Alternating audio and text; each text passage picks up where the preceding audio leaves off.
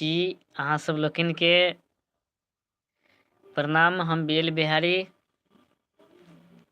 तो अहाँ सब लाइव में आओ जुड़ू और अहाँ सब हमारा सपोर्ट करू। मिथिला मुस्कान चैनल पर हम लाइव आयल छी। आइ फर्स्ट बार एहि चैनल पर हम लाइव स्ट्रीम कर रहल छी।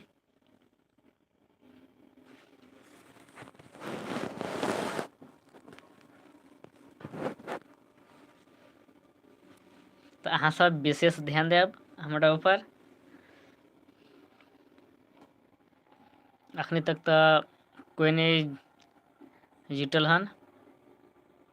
आइयो अहाँ सब लाइव में जुड़ियो लाइव से।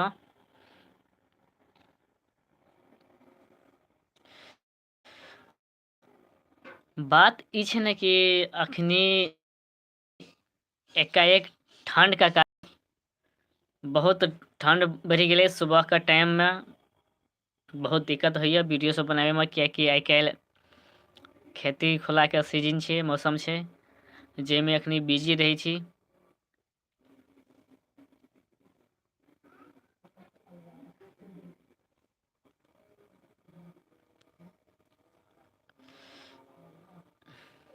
रहब अखनी हम आधा घंटा लाइव में।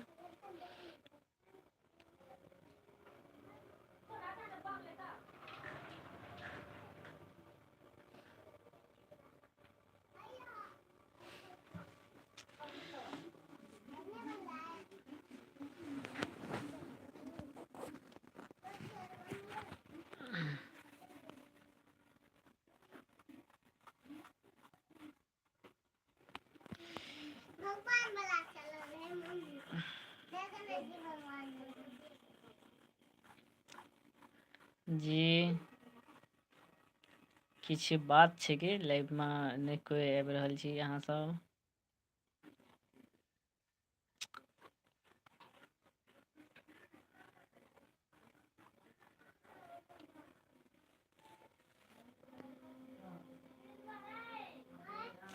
मुदा कहै ला हम यही चाहब कि अहाँ सबके जे अखनी हम वीडियो बना रहल छी ओ वीडियो अहाँ सबके कैसन लगैत अछि अहाँ सब कमेंट में बतावे के सेहो कृपा करब।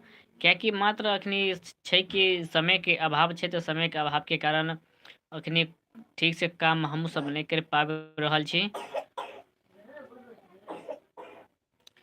सएह बात छै।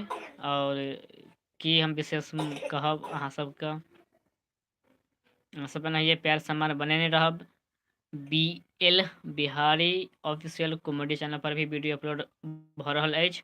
और मिथिला मुस्कान जे अखनी अहाँ सब लाइव देख रहल छी, तो एहि लाइव पर भी हम वीडियो अपलोड करै छी।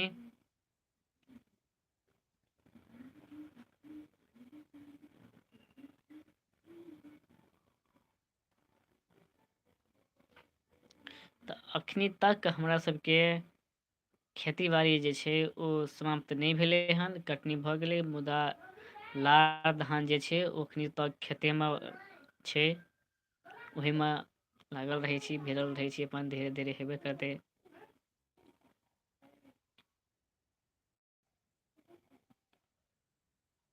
तो सोचलहुँ कि हम बेरी लाइव आबि जाइ छी, कियाकि लाइव स्ट्रीम में चालू नहीं छलै हन, चालू केलिए हन, आबि गेलहुँ। तो अहाँ सब जब नया आबै छी तो मिथिला का और मिथिला के भाषा के अहाँ सब सपोर्ट करू, कियाकि आइ काल्हि देख रहल छी कि सब भाषा आगाँ निकलि गेलै, मात्र एगो मिथिलांचल जे छै वो अखनी पिछड़ा भ रहल छै, पीछा छै।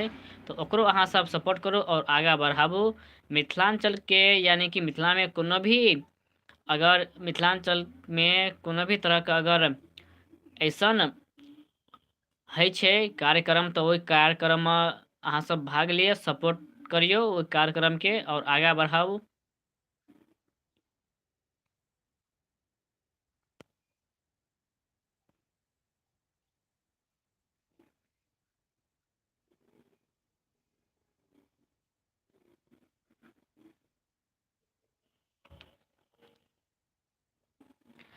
तो ठीक छै, हम विदा लै छी लाइव से।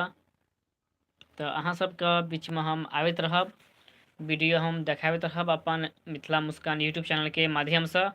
लाइव में आबि कऽ हम बता देलहुँ कि अहाँ सब अगर वीडियो में कोनो भी तरह का अगर कमी अहाँ सब देख रहल छी तऽ जरूर अहाँ सब कमेंट करब। कमेंट के लेल नहीं हिचकिचाब, कियाकि हमारे पास अखनी ओते आदमियों पूर्ति नहीं छै जे वीडियो के हम अच्छा बना सकब।